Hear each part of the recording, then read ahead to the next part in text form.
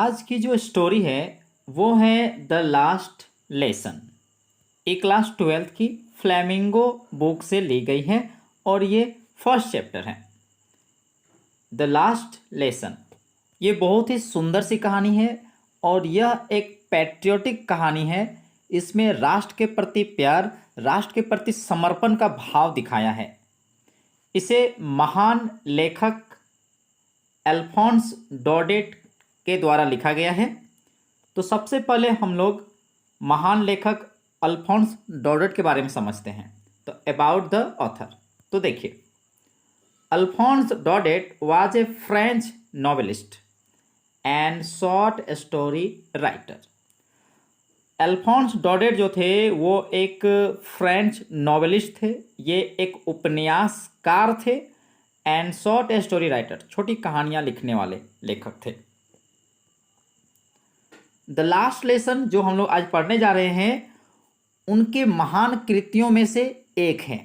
इन्होंने बहुत सारी कहानियां लिखे हैं, उन महान कृतियों में से, अच्छे कृतियों में से बात करेंगे तो ये स्टोरी जो आज हम लोग पढ़ने जा रहे हैं वो है the last lesson is set in the days of Franco Persian war. अगर इस स्टोरी की अगर बात करें तो ये जो कहानी जो है ये उस समय की कहानी का है जिस समय फ्रैंको पर्शियन वार चल रही थी, यानी कि फ्रेंच और पर्शिया के बीच में जिस समय युद्ध चल रही थी उस समय पर आधारित ये कहानी है। In which France was defeated by Persia.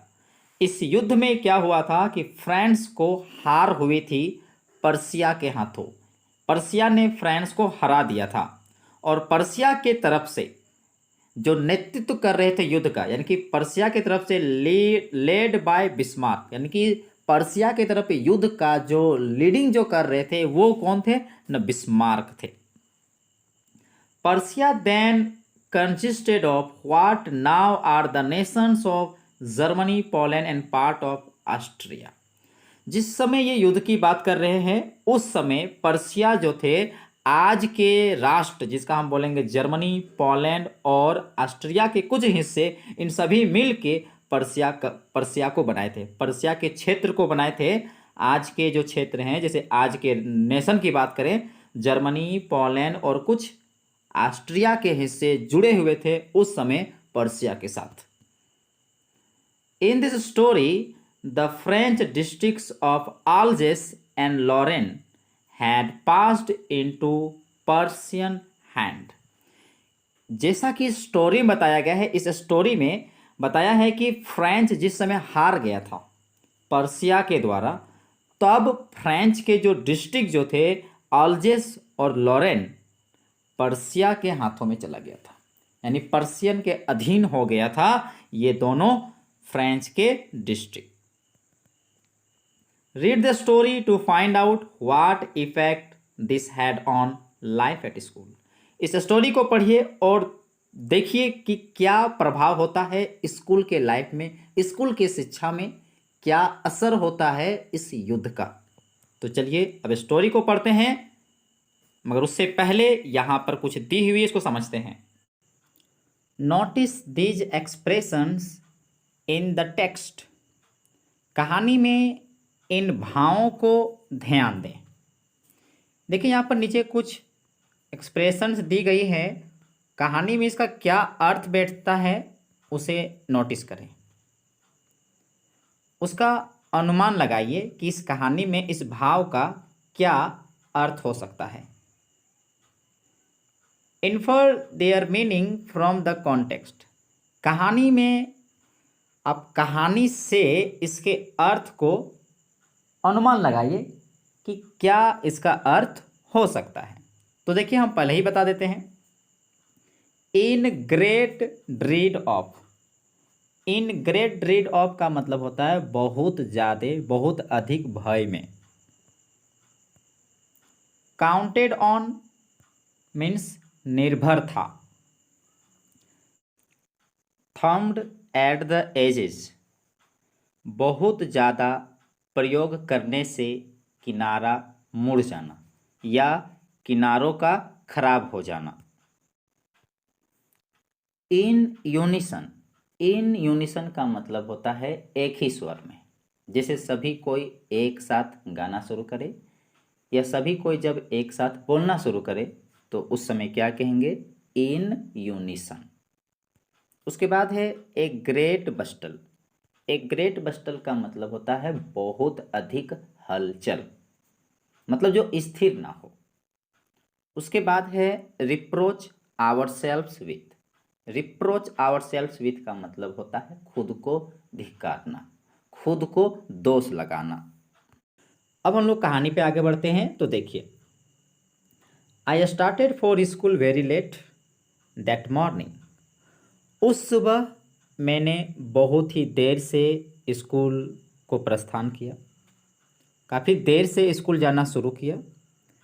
And was in great dread of A scolding, और बहुत ज़्यादा डांट का भी डर था। स्पेशली बिकॉज एम हेमेल, खास करके अगर हम बात करें बहुत ज़्यादा डर जो था वो एम हेमेल से, मतलब लेखक को बहुत ज़्यादा एम हेमेल से डर लग रहा था और वह उस दिन सुबह को लेट से स्कूल जा भी रहा था। M Hamel had said that he would question us on participles. जैसा कि एम हेमेल उन लोगों से, लेखक को उनके क्लास में पार्टिसिपल से प्रश्न करने वाले थे। लेखक को पार्टिसिपल से संबंधित प्रश्न पूछेंगे।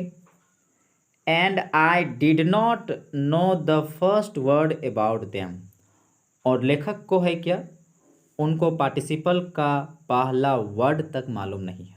तो साफ साफ लेखक बोल रहा है कि मुझे पार्टिसिपल के पहला वर्ड तक मुझे मालूम नहीं था।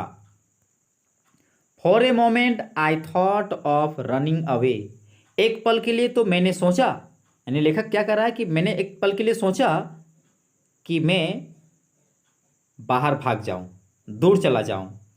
And spending the day out of the door, और घर के बाहर मैं दिन को बिता दूं। इट वॉज सो वार्म, दिन जो था काफ़ी प्रकाशमान था।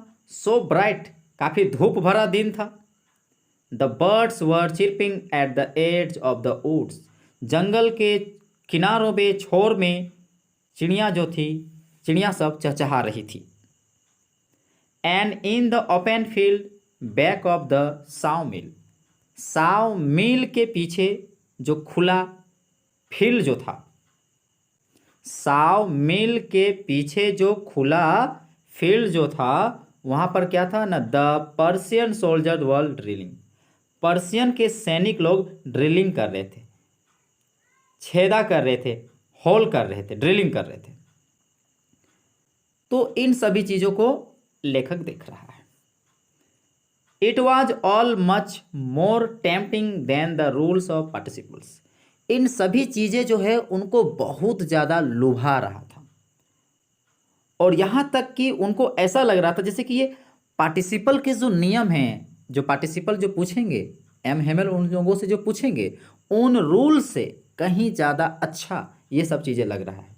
चिड़ियों का चहचहाना जंगल पे, साव मिल के पीछे खुले क्षेत्र में पर्शियन के सैनिकों द्वारा ड्रिलिंग करते हुए देखना, ब्राइट जो दिन है, ये सभी चीज़ें क्या कर रहा था न, लेखक को लुभा रहा था, और उसको लग रहा था कि ये सब अच्छा है, पार्टिसिपल के नियमों से ये सभी चीज़ें अच्छा है।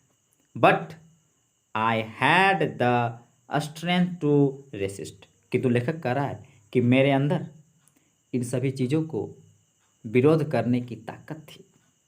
इन सभी चीज़ों को जो लुभा रहा था उससे बचने का, उससे विरोध करने के हमारे अंदर ताकत थी।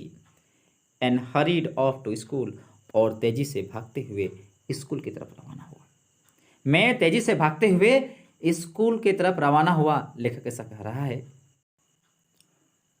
When I passed the town hall, there was a crowd in front of the bulletin board. लेखक कहता है कि जब मैं टाउन हॉल के नज़दीक से गुजरा, उसके पास से गुजरा, तो मैंने वहाँ क्या देखा कि बुलेटिन बोर्ड के आगे जहाँ पर समाचार चीज़ें जहाँ से चिपकाई जाती है, सूचना पट, जहाँ पर जरूरी जो सूचना होते हैं, समाचार होते हैं, जहाँ पर चिपकाए जाते हैं, उस बुलेटिन बोर्ड के पास बहुत ज़्यादा भीड़ था। वही लेखक कह रहा है कि जब मैं टाउन हॉल के नज़दीक से पार हुआ तो मैंने क्या देखा न, बुलेटिन बोर्ड के सामने बहुत ज़्यादा भीड़ था। For the last 2 years all our bad news had come from there. लेखक कह रहे हैं कि हमारे 2 सालों से जितने भी बुरे समाचार हम लोग को जो मिल रहे हैं ना, वहीं से आ रहे हैं, वहीं से पता चल रहा है। वही बुलेटिन बोर्ड से हमें पता चल रहा था। 2 सालों से हमारे जितने भी बुरे समाचार, बुरे न्यूज़ जो हैं, हमें उन्हीं से पता चलता था, बुलेटिन बोर्ड से पता चलता था।